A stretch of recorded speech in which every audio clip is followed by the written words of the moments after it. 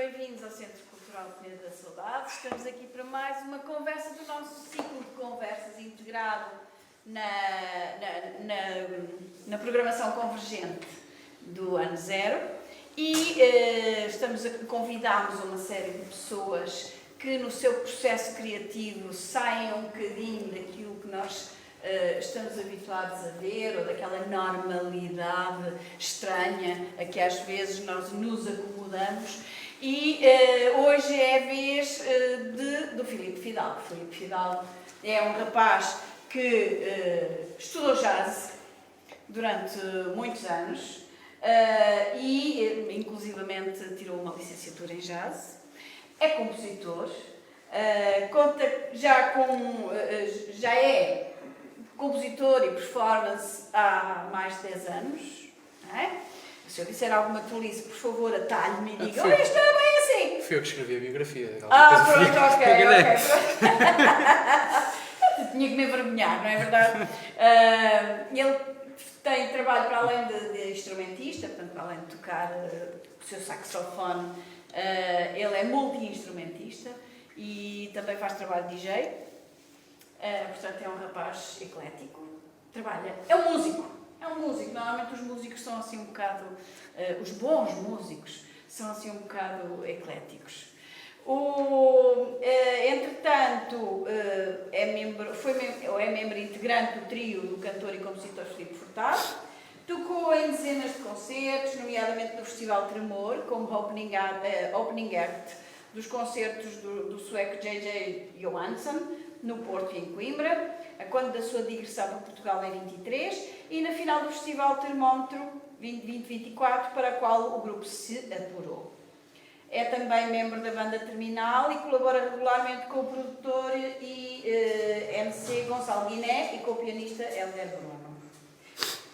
É compositor e produtor musical freelancer, como normalmente os músicos são freelancers, não estão pegados a lado nenhum, porque isto da liberdade é importante.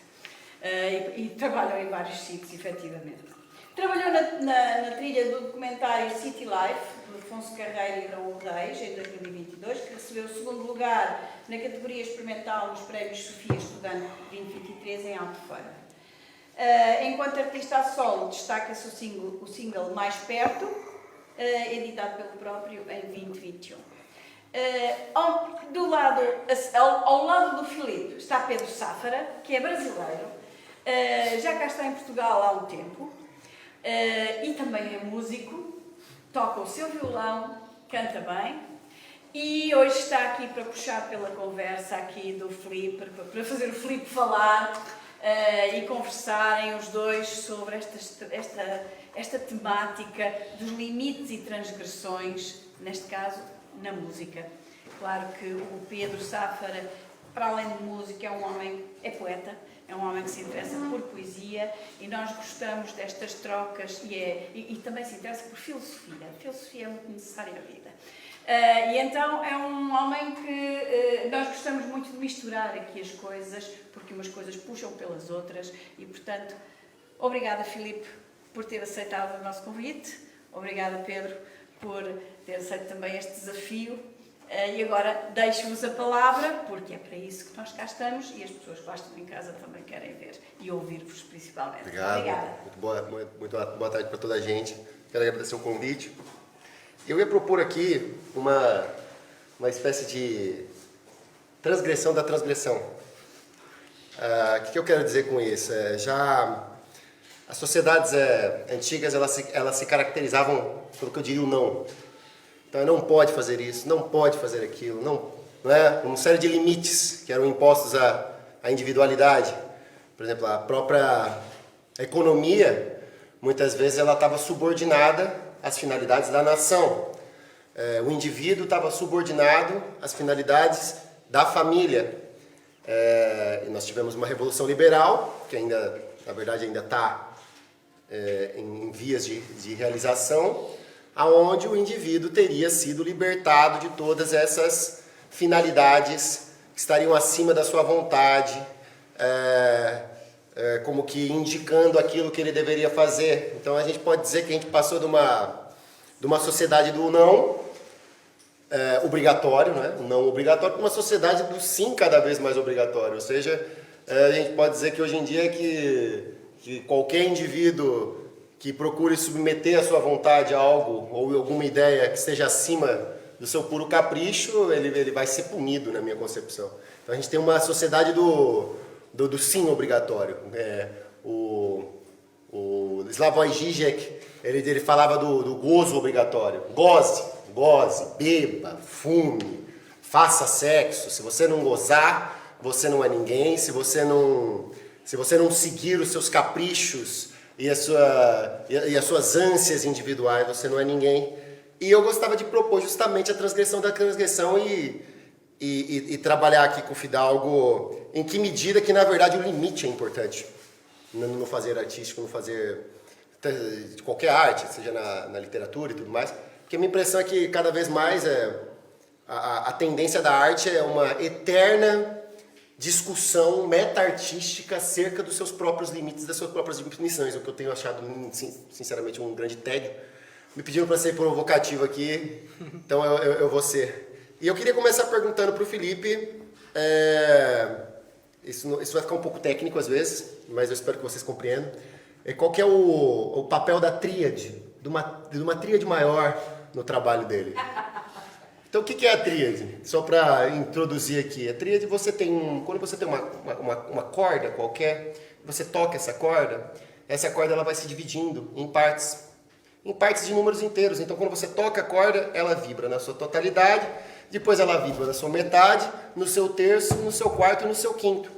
E os nossos sistemas de afinação, inicialmente, eles estavam baseados nessa divisão. Então, quando você pega uma corda, você faz ela vibrar, por exemplo, Bom.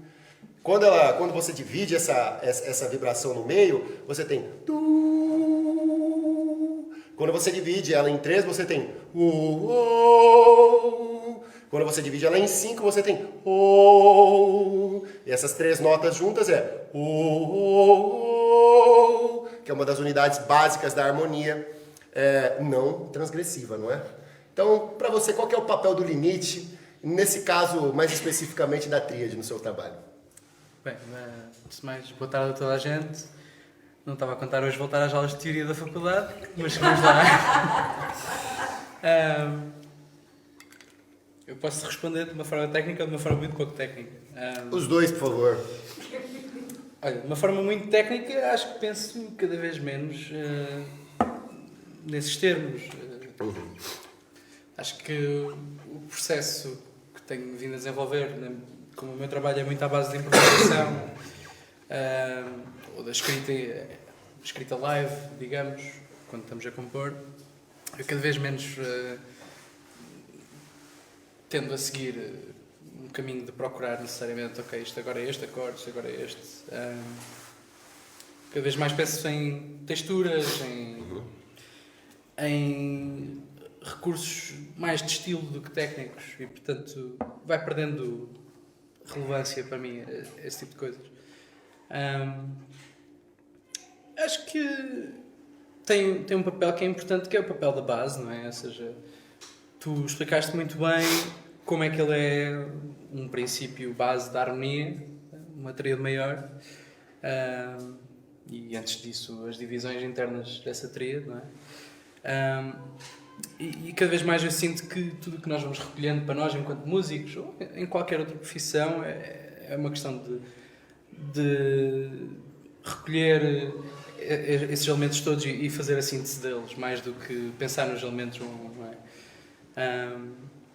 Para mim tem sido isso, é perceber que as bases são bastante importantes, é importante, lá está, no início dos processos nós temos os nossos limites, sejam eles já estão impostos ou externos.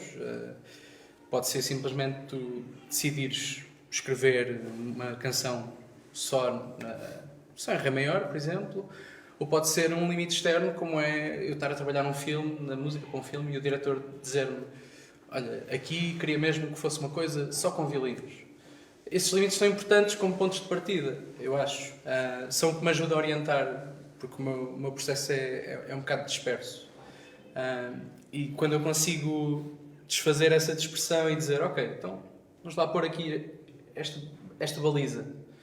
Isso acaba por me orientar para depois poder quebrar esse limite.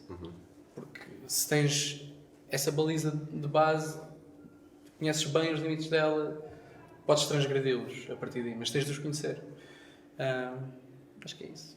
Muito bom, mas uma questão que você colocou interessante aí é a questão do, o limite como uma referência, não é? Que você conhece e que a partir do conhecimento desse limite você conseguiria transgredi-lo. Mas ao transgredir o limite, você não estabeleceria outro limite? Claro. É possível uma obra... Hoje em dia tem muito essa ideia da obra de arte aberta, né? Não sou de que a obra de arte ela tem uma interpretação, a boa obra de arte ela tem uma interpretação infinita e hoje em dia, inclusive, há obras de arte que já são feitas pensando nessa abertura. Mas você não acha que na sua existência, enquanto peça artística, como uma peça finita, ela já possui limites, né?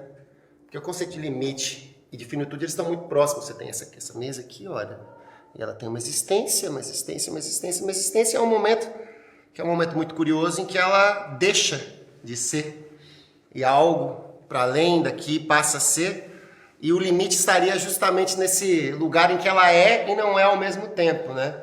Em que ela ainda é mesa, só que ela está no ponto de deixar de ser mesa. Então qualquer peça artística, me parece, ela é caracterizada inegavelmente pelo limite. Mas eu acho que a gente está falando aqui em termos de limites do processo criativo também, não é? Não só da obra realizada, como da própria atividade. E eu queria te perguntar se você tem preocupações com forma. E o que é a forma para você? Ou seja, se você tem alguma preocupação consciente com estabelecer a unidade da obra, né? Isso fica muito claro, por exemplo, nas peças artísticas maiores. Então, você vai escrever uma peça de 40 minutos. Como justificar que aquilo é uma peça só? E não uma série de miniaturas coladas arbitrariamente para darem os 40 minutos, né? Eu estava até vendo uma análise de um compositor erudito sobre o Jacob Collier. E ele disse que o Jacob Collier, que é um compositor que ficou famoso também por ser um bom comunicador de teoria musical e tal. E ele dizia que o Jacob Collier era um miniaturista. Que ele pegava uma peça de 5 minutos do cara e ele dizia que havia 9 ou 10 ideias lá que desenvolvidas faziam 9 ou 10 temas. Só que ele não consegue. É como se a obra estivesse se pulverizando e não houvesse uma unidade subjacente àqueles minutos lá. Como é que é para você o papel da forma enquanto limite na sua produção artística para garantia da unidade da peça, para justificação de que seja uma peça e não uma diversidade de peças grudadas como num mosaico arbitrário, aleatório? Sim, você acha que eu, quando entrei no mundo da música, na verdade, entrei num mundo que vive muito da forma, que é o mundo da música eletrónica.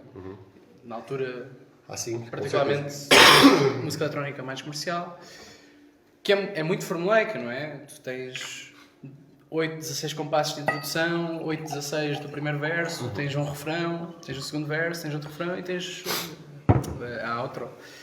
E é muito formulaico e vive muito à base de ideias curtas e uma exploração limitada dessa ideia.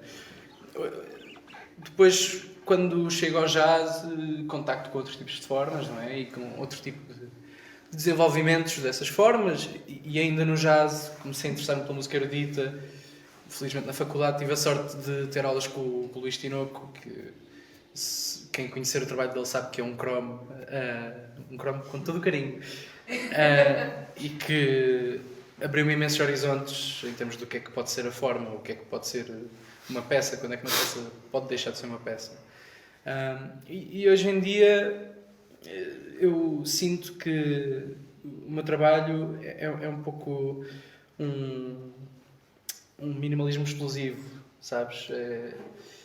Para mim as coisas surgem de 2, 3 ideias, camadas que muitas vezes se repetem muito tempo e que a forma é bastante permutável, ou seja, não está presa a uma ideia de que agora tem de ser 16 compassos e agora tem de ser 8, agora tem de ser 4.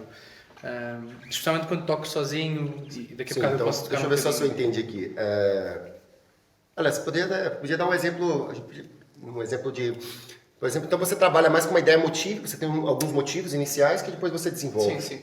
E é esse desenvolvimento... Porque assim, por exemplo, para explicar aí para a galera que não está muito na música e tudo mais, isso na verdade é uma disciplina muito comum na música erudita.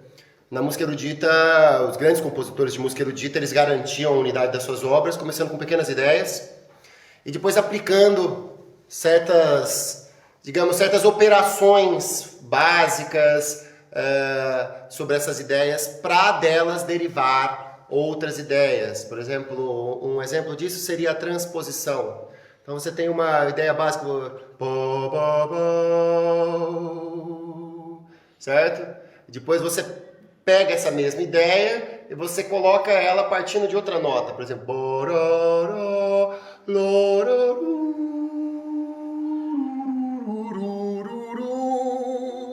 certo? E entre outras coisas, a inversão e tudo mais.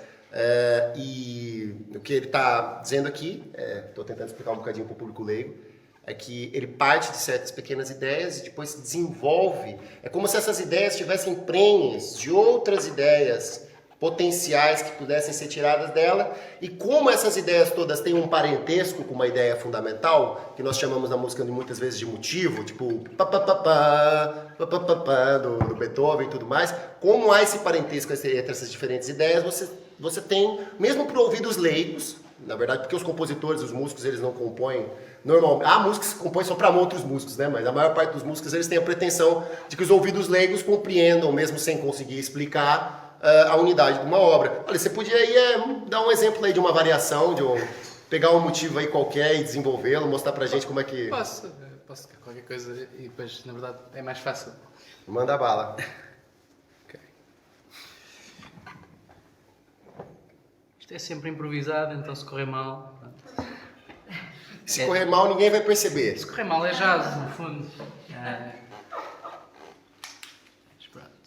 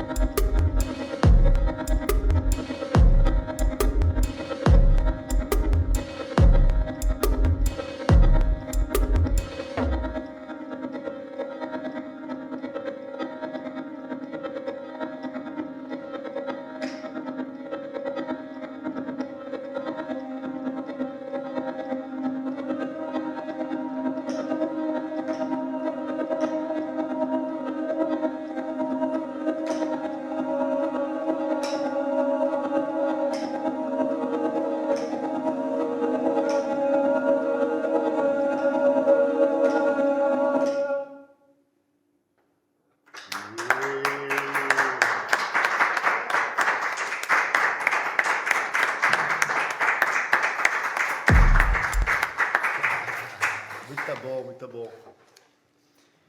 Alguém aí percebeu qual era o motivo? Qual era...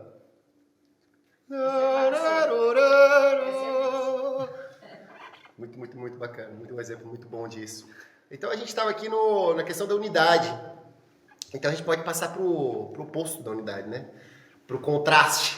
Ou como se diz naqueles temas mais tradicionais do jazz, né? Da bridge, no B, não é? Sim. E o contraste no teu trabalho? Como você pensa o controle do contraste, para que ele não saia do controle e faça a peça muitas vezes se perder, né? Tipo, a gente estava pensando aqui o motivo em termos de repetição, né? Uma certa coisa se repete, ela se repete de diferentes formas. Vou tentar pensar um bocado aqui junto o oposto, né? A não repetição, isto é, aquilo que não volta. Por exemplo, aqui você deu um exemplo muito legal, que você pegou e você, em dado momento, você apenas esticou o tempo dele, né?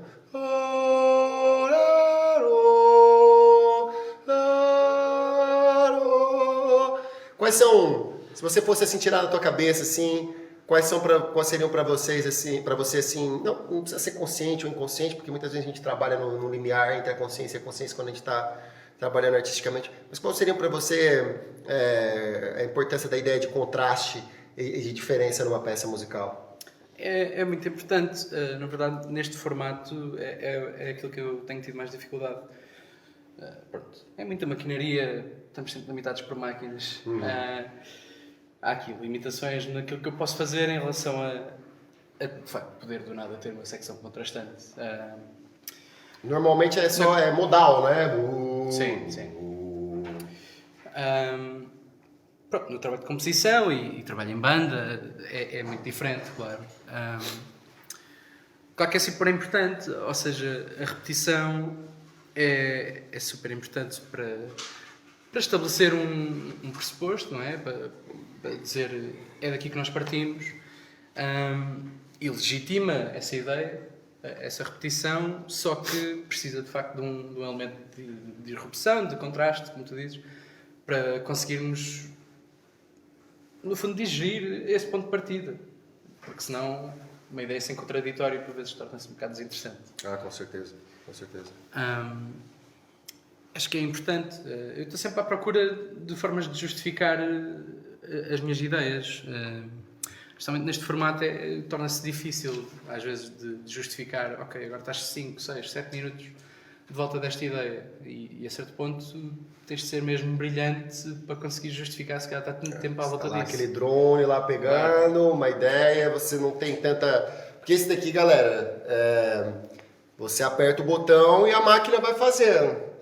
E é difícil, muitas vezes enquanto você está lá trabalhando, você não consegue parar assim do nada e mudar a máquina e não sei o que. Se você tiver solo, é impossível. Sim. A não ser que você tenha a ajuda de outros músicos, né? De uma banda, de uma galera que está com você, que consiga lá preencher aquele espaço enquanto você está fazendo a sua mudança. É muito curioso isso, porque isso também se liga muito à própria história da afinação dos instrumentos. Que antigamente os instrumentos eles eram afinados daquele jeito que eu falei. Então você pegava essa corda e você dividia ela em 2, 3, 5 e você ia derivando as notas daí. Então você tinha um piano que, por exemplo, ele era afinado em dó, por exemplo. Então apenas uma composição escrita em dó ia soar bem naquele piano. Uma escrita em sol, que é uma nota próxima do dó, ia soar um bocadinho mais desafinado.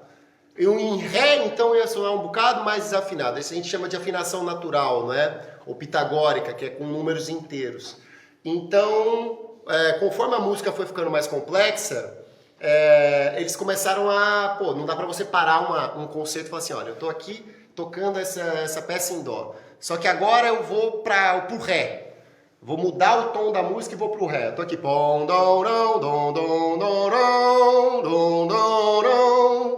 E eu não vou parar, afinar o piano todo de novo em ré. Falei assim, espera só, galera, vou reafinar aqui o piano. E a solução que você teve para isso foi a divisão. Você pega o, e divide isso em 2 notas iguais, fica tudo mais ou menos desafinado, só que você tem essa liberdade de contraste, de contrastar. Então a música, uma das características da música europeia é justamente essa busca cada vez mais ambiciosa de contraste, que inclusive, para vocês terem uma ideia, tem uma influência na forma como a gente afina os nossos instrumentos hoje, né? E que eu acho que, por exemplo, nesse teu no solo que você está fazendo, ainda mais quando você está lidando com música eletrônica, às vezes é como se você estivesse tocando num piano em dó. Sim. E você não pudesse parar para reafinar o piano. Mas você não chegou assim a dizer exatamente como é que você vai lidar com esse problema. Porque eu vejo que é um trabalho né, que está acontecendo ainda. Sim. Você tem assim, alguma ideia que você pode dar para a gente assim, de futuras ideias, de direções que você esteja dando para esse problema? Bem, logo à partida o problema é que implica comprar mais máquinas e isso é sempre chato.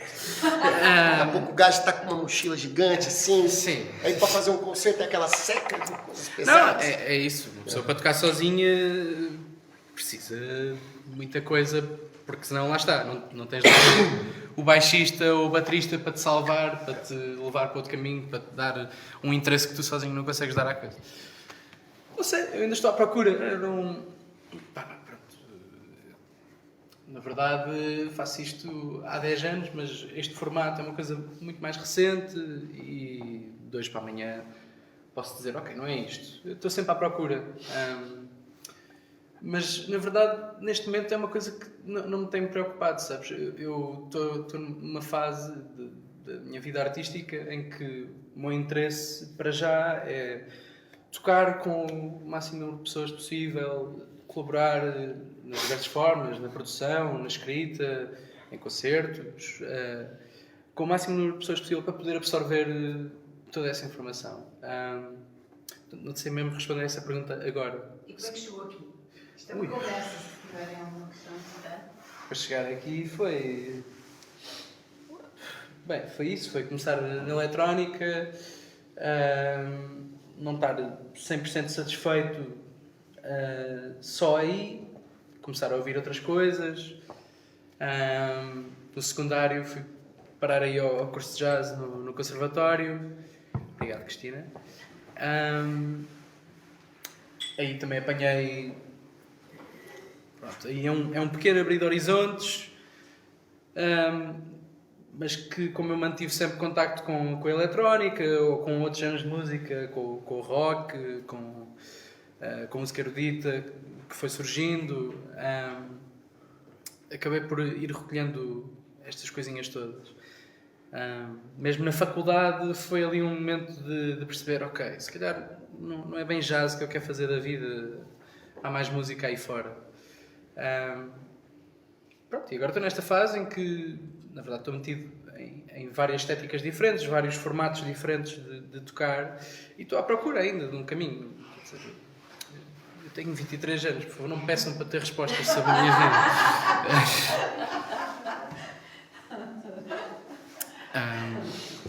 Já acho que é isso, acho que nós estamos sempre à procura enquanto músicos. A nossa vida toda são procuras destas. Claro. Eu sinto que ainda estou numa fase, apesar de tudo, embrionária desta procura de uma justificação para aquilo que eu quero dizer, para aquilo que eu quero fazer enquanto músico, especialmente quando estou sozinho. Eu tenho muita impressão que a arte, ela, na verdade, ela não é uma peça, ela é uma atividade. E a peça, ela é uma espécie de, vocês vão perdoar a palavreada, é um cadáver de uma atividade. Então o artista é como se ele fosse uma espécie de, vamos dizer assim, olha o exemplo da cobra, né? A cobra, ela vai andando, ela é uma atividade, ela anda, ela não é um ser fixo que está parado.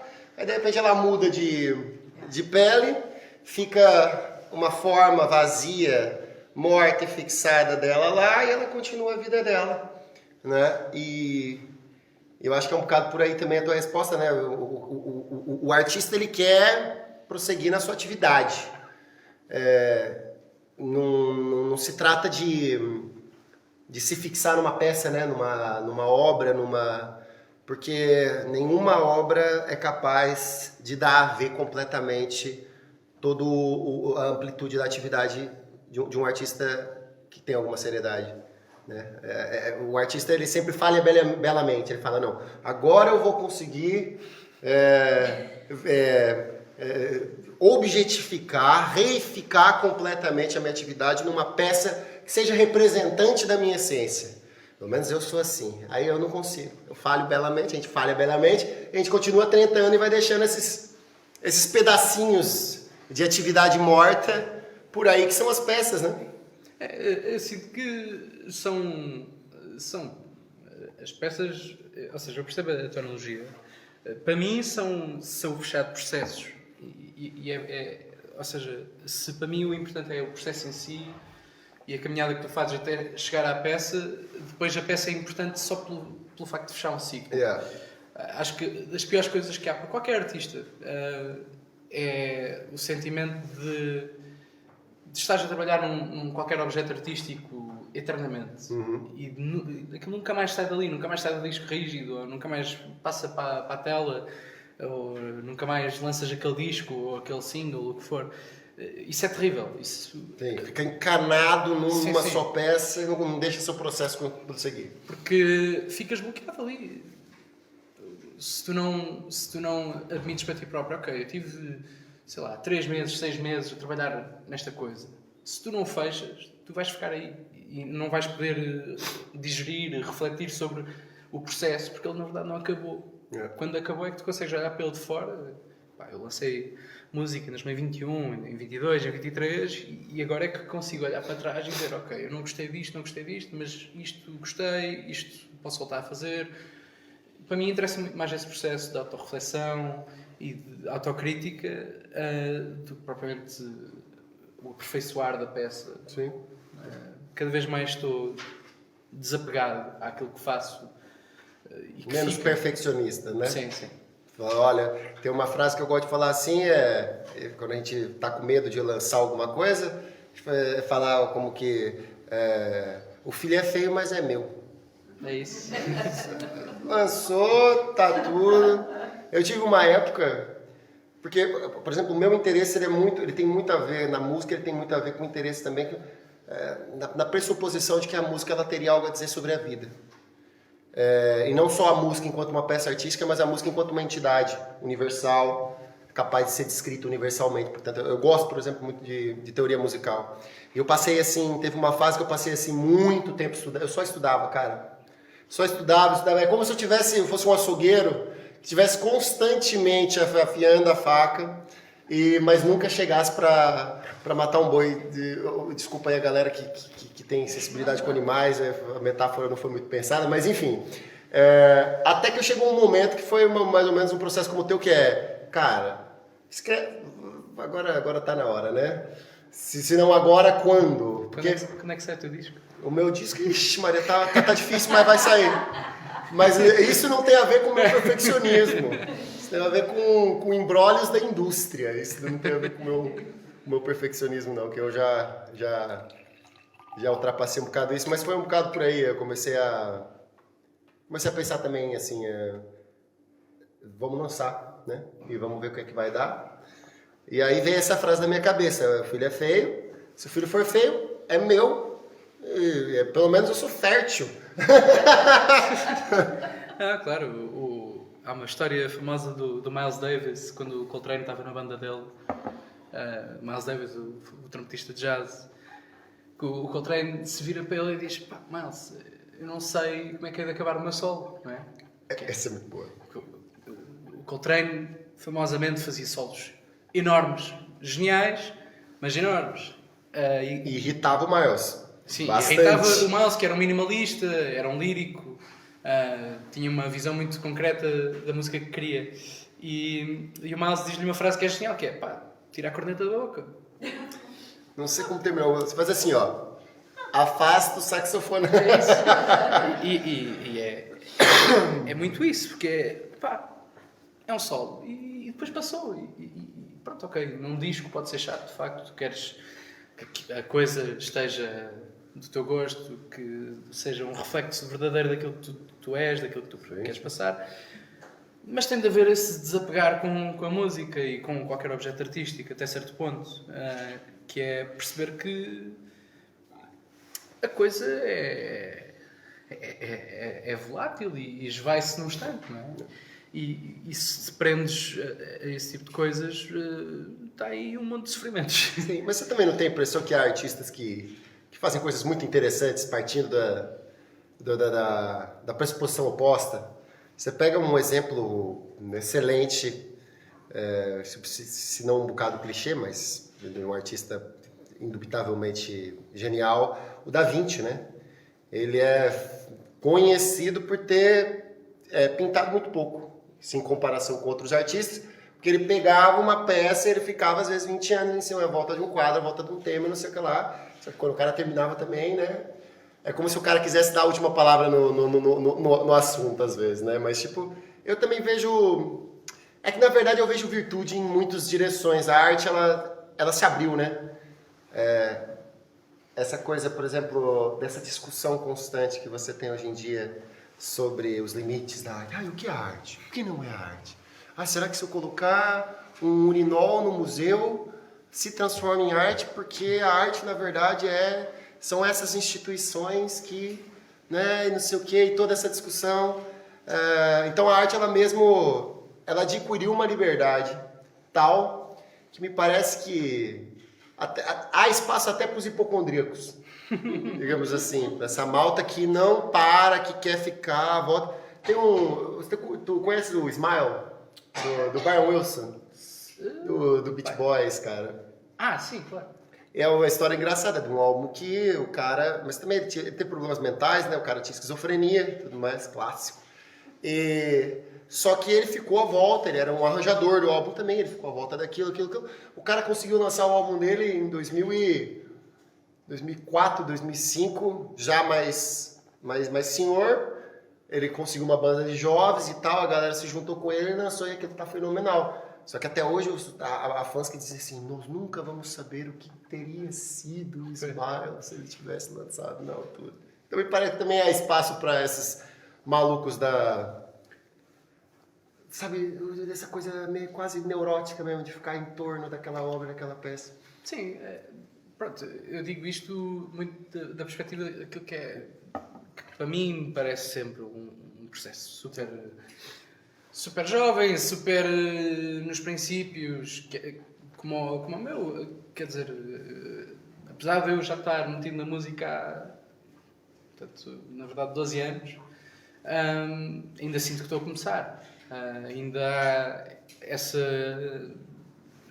ideia tão imposta sobre mim de... Não, espera lá, tem calma, não tens de entrar em loucuras porque, és um puto.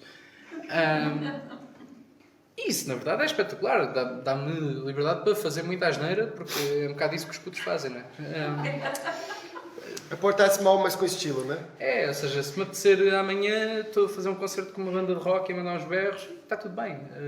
Não define absolutamente nada sobre o meu passado, o meu presente, o meu futuro. É apenas uma busca que está em constante processo.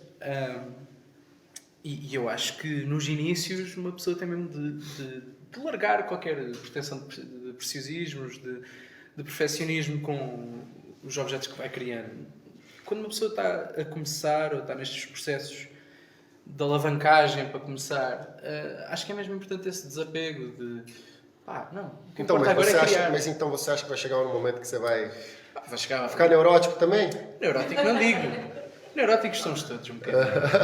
Mas eu não digo isso, até porque não combina muito com o tipo de pessoa que eu sou, ficar assim muito preso às coisas. Mas eu tenho noção que há de chegar uma altura em que eu sinto, ok, já estou num ponto em que eu posso começar a trabalhar nas coisas com algum tipo de afinco diferente, num período temporal maior, em que me permita, de facto, ter ali um reflexo fidedigno daquilo que eu quero dizer. Mais do que aquilo que eu acho que é o que se passa agora comigo, que é, ok, isto neste momento é uma questão de deixar uma impressão.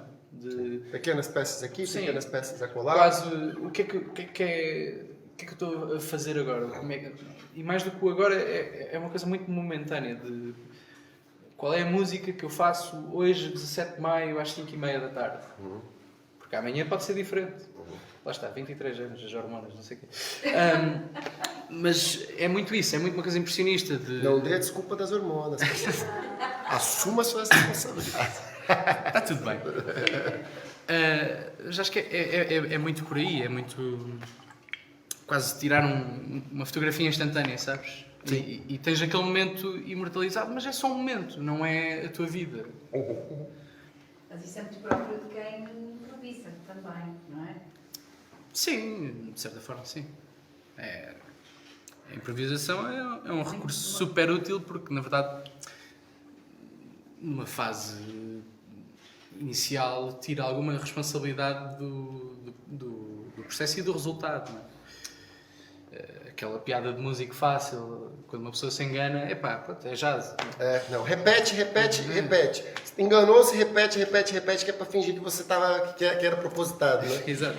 Olha, eu acho que, tipo, numa também da gente ir fechando a conversa, foi muito legal.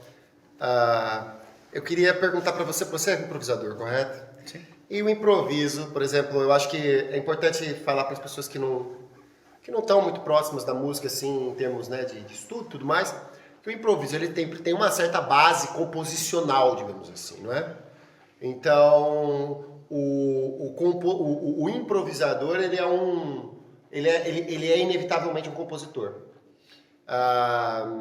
Então, antes de ser capaz de improvisar, ele precisa como que, na privacidade do seu lar, desenvolver um vocabulário, não é? Então, um vocabulário basilar a partir do qual ele vai desenvolver uma certa peça musical ao vivo, não é? O sonho de todo improvisador, na verdade, é aparecer é surpreender a si mesmo, não é? Numa improvisação. Ele chega lá e sabe que aquilo não é... Você quer ver, por exemplo, a gente chama no jazz de licks, não é? Por exemplo, você tem um lick que eu adoro do Parker, né? Que é... E você escuta esse lick em vários improvisos do Parker. Quando você escuta o Parker, você vê repetição de uma série de frases, não é? Por exemplo, eu estou aqui a improvisar essa fala, mas, entretanto, as frases que eu estou utilizando fazem parte da língua portuguesa, não é? Elas são recorrentes e tudo mais. Eu queria te perguntar se você... qual é o papel no estudo para você nesse processo da continuidade, a construção da sua intuição e do seu vocabulário improvisativo, né? Porque, pelo menos no meu caso, eu já estou na música há muito tempo, eu também sou improvisador. Chega a um ponto que eu sinto que eu tenho que me voltar de novo para a mesa de trabalho, porque a minha intuição está fixada, está cansativa, está cansando a mim mesmo, não está mais surpreender mais. Eu queria te perguntar se você já teve essa sensação, possivelmente sim, né? E qual é o papel do estudo e, portanto, da autolimitação, porque o estudo é uma autolimitação, o estudo não é nada transgressivo, o estudo é uma seca. Mas é uma seca que depois permite que a gente faça coisas muito fiches. Qual é o papel do estudo para você na construção da sua intuição improvisativa, né? E se você já teve essa sensação de estar preso a você mesmo, né? De estar se repetindo, de estar se plagiando, como diria lá a galera dos Rolling Stones, não sei o quê. Sim, na verdade, o autoplágio não me chateia. Torna-se uma coisa de identidade. Mas, sim, há momentos e houve várias fases, justamente quando estava mais no meio académico, que é natural que surja mais, houve várias fases de desinspiração em que... Ou seja, uma coisa é o autoplágio, outra coisa é a repetição incessante. Sim. E do nada havia assim fases em que uma pessoa toca 5, 6 músicas diferentes e percebe que está a improvisar as mesmas coisas, a dizer as mesmas coisas nessas 5, 6 músicas diferentes. E isso não é... para já não serve a música e a nível pessoal, a nível artístico, deixa-nos desmoralizados, deixa-nos sentir, ok, mas eu tenho mais para dizer que isto. E às vezes o papel do estudo é procurar essas coisas que estão aqui dentro, é preciso procurar mecanismos para as desbloquear. Para mim, o meu estudo está sempre muito ligado à música que estou a ouvir no momento. Ou seja, vou sempre procurar que haja algum tipo de ligação. Se eu ando a ouvir música mais latina, vou procurar estudar um bocadinho essa linguagem, mesmo que depois não a aplique. É simplesmente a minha forma de trabalhar as coisas. E acho que é isso. O estudo tem de ser um desbloqueador da criatividade. É uma seca, como tu dizes, mas tem de ser esse desbloquear da criatividade. Lá está, estavas a falar de Da Vinci. O Da Vinci pintou pouco, é verdade, mas tinha muitos estudos. E o diário dele é espetacular por causa disso mesmo. Virou uma obra de arte para os próprios diários de estudos, os próprios estudos, ainda mais na era do esboço, né? Claro. O esboço ele toma também um valor artístico e tudo mais. E aí é um exemplo claro daquilo que é um desbloqueador de criatividade, porque tu consegues, na verdade, é quase um registro gráfico do processo criativo dele para uma série de peças. Sim, que com ele certeza. depois concebe. Olha, você poderia falar isso para os jovens músicos que não gostam de estudar? Fala assim, olha, estudem. Faz assim uma propaganda. O jovem músico sou eu. Não, mas olha... Mas isso eu vou falar pra você, cara. Tem uma coisa que eu vou chamar de espontaneísmo, certo? Que é essa noção de que, por exemplo, você ouve um artista excelente, você acha que aquele artista um dia acordou, levantou-se, né? E ele falou assim, pô, cara, eu sou bom pra caramba. Deus me deu. É uma dádiva, entendeu? E muitas vezes se esconde, porque o artista ele faz parecer natural aquilo que... Um bom artista, ele parece natural, parece muito fácil de fazer. Você vê, por exemplo, sei lá, nas próprias artes circenses, você vê um equilibrista lá, você fala assim, pô, dá vontade de pegar, colocar a calça do equilibrista e ir lá pro subir e falar, não, eu também consigo fazer isso, cara.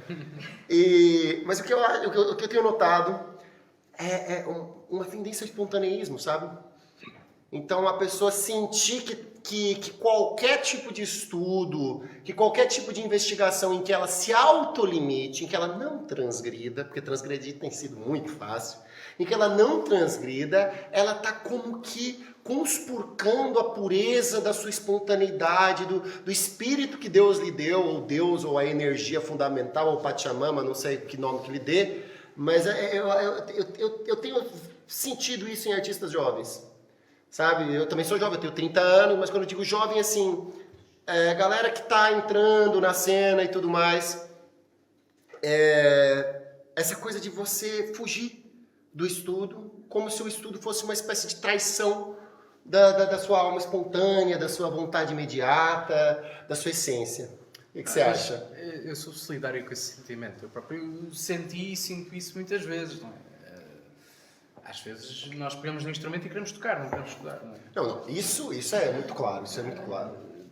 E eu percebo totalmente isso e percebo pelos próprios processos educativos, são quando estás em meios académicos formais, Sim. estudo da música, percebo completamente depois a repulsa que cria. Pô, nesse sentido, concordo plenamente com você. O currículo Sim. normal das universidades pode muitas vezes te sufocar uma alma criativa, sem dúvida. Eu falo mais do estudo autoselecionado mesmo. Sabe? Eu não estou falando desse estudo de fora para dentro. Eu estava vendo uma série muito interessante que é um sujeito que ele estuda aquisição de segundas línguas. É o Krashen. Eu acho que ele é David Krashen. E ele disse que a coisa mais importante para você adquirir uma segunda língua são leituras autosselecionadas. Leitura por prazer. Então eu quero aprender italiano... ou melhorar meu italiano, pega um livro em italiano que eu goste e estudo aquilo. Ou seja, eu não estava falando educação formal, que muitas vezes você sabe melhor do que eu, porque eu sou autodidata, eu não estive, mas você sabe melhor que eu que aquilo pode virar uma seca do caramba e você sente que tipo, eu não estou fazendo música, eu estou só estudando isso, né?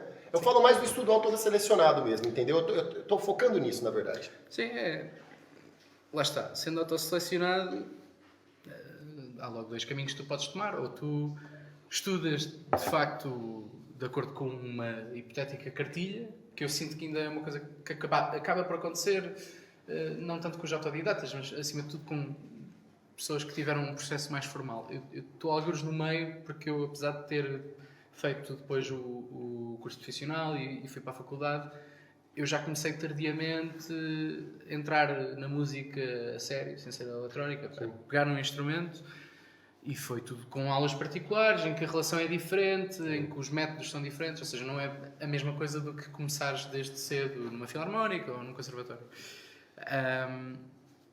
Portanto, o processo que eu falo é mesmo o pessoal que já saiu da faculdade ou já saiu do conservatório, o que seja, mas que passou por esse processo mais formal.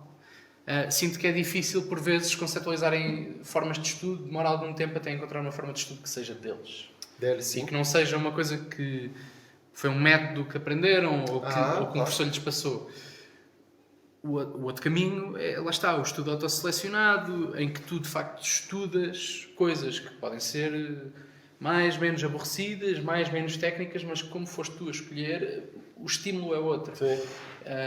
E o resultado à partida será outro também. Eu acho que fazer... ou seja, estas atividades que são técnicas, mas que estão ligadas à arte, mas que tu fazes contrariado, não é? São muito nocivas, ou podem ser muito nocivas. Não quero falar em absoluto, porque de facto... Mesmo porque reduz a noção de estudo a uma noção muito estrita, né? Às vezes você fazer um passeio no parque em silêncio pode ser uma forma de estudo. Só atenção, porque eu acho que eu comecei essa intervenção e acho que não dei muito claramente quando eu estava falando com o estudo, mas estudo ele tem a ver com a contemplação de um certo objeto, com a atenção que você dá a um objeto, você se esquecer no objeto. Claro. Você de repente esquece que você existe, você está plasmado, você está submergido num objeto. Não precisa sentar a bunda na cadeira e estudar. O Hemingway dizia que ele sentava-se em cafés e ficava anotando a forma que as pessoas falavam. Então isso é um estudo. Sim. Estudo é dar atenção àquilo que lhe interessa, né? Tanto que a palavra interesse tem a ver com isso, com ser, né? E inter. Então você entra no ser, você esquece de si, você se dá, você se reconhece nessa outra cena. Ou seja, estudo não tem a ver com abrir a apostila, vamos estudar hoje funções harmônicas, vamos estudar ditado rítmico. Né? E são formas de estudo como que foram normalizadas também para atender as necessidades de um ensino massificado, né? Sim.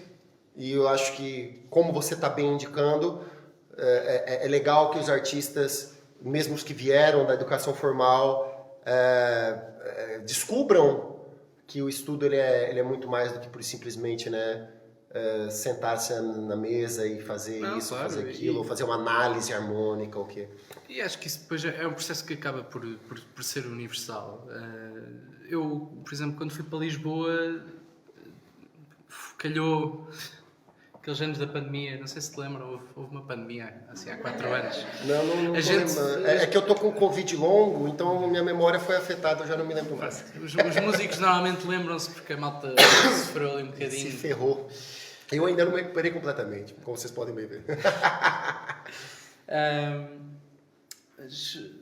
Eu entrei na faculdade precisamente em 2020, 2021 com uma série de limitações. Isto é um instrumento que não há hipótese, eu não posso tocar isto de máscara, apesar de andar sempre com a máscara atrás. E portanto a minha faculdade estava com uma série de limitações de salas, o que é que se podia usar, não sei o quê, porque o ar-condicionado e a circulação de ar, e não sei. E eu acabava por ficar sem sítio para tocar, porque se eu na faculdade podia estudar até à meia-noite sem haver problema de barulho, quando a pessoa está a alugar um quarto em Lisboa, bairro residencial e tal, a partir de certa hora acabou. Justamente com os vizinhos que eu tinha, que eram muito chatos. Ainda mais antes da hora também, tocando instrumento de sopro, a galera claro. Quer te matar. Agora, esses obstáculos depois criam formas de estudo que têm de ser marteladas de alguma forma, tens de descobrir. Para mim, era estar com o saxofone, sem o pescoço e tudo, só fazer Fazendo. digitações. Então o Coltrane tem uma história dessa também, que ele Claro. tava enchendo tanto o saco da mulher dele que ele pegava, tipo, uma vez a mulher dele encontrou ele na cama, tipo, ouvindo. Sim, Encontrou ele na cama, o cara tava lá assim, ele tipo. tinha um saxofone a pé da cama e outro na sala de estudo. E ele não tocava, né? Ele só ficava lá assim, fazendo as digitações, né? Pronto, e como eu tive esse, conheço muita malta que acabou por encontrar processos alternativos de estudo por limitações externas ou internas. O Ben Wendell, o saxofonista norte-americano, teve um colapso pulmonar, que é uma coisa espetacular quando tocas um instrumento de sopro. Ele teve de aprender uma técnica alternativa de respiração para conseguir tocar, porque ele tinha 14 concertos na semana a seguir, o que era assim, uma coisa absurda. E nesses processos, na verdade, em que tu tens de ultrapassar ali um obstáculo, tens um limite que te é imposto e tens de cobrar, porque Na tens... verdade, às vezes vê coisas muito legais desses limites, né? São Coisas os muito processos legais. mais interessantes para mim, porque tudo ou nada é tipo, amigo, tens de fazer isto. Ou olha o Django, que não tinha um dos dedos e Sim. desenvolveu todo mundo, né? Vocês conhecem o Django? Ele não tinha um dos dedos, ele tinha uma mão dele tinha um problema no dedo lá. Isso é curioso. Eu acho que isso é uma coisa. Eu acho que a nossa conversa já está longa o suficiente. A gente podia finalizar com isso sobre a importância do limite, na verdade.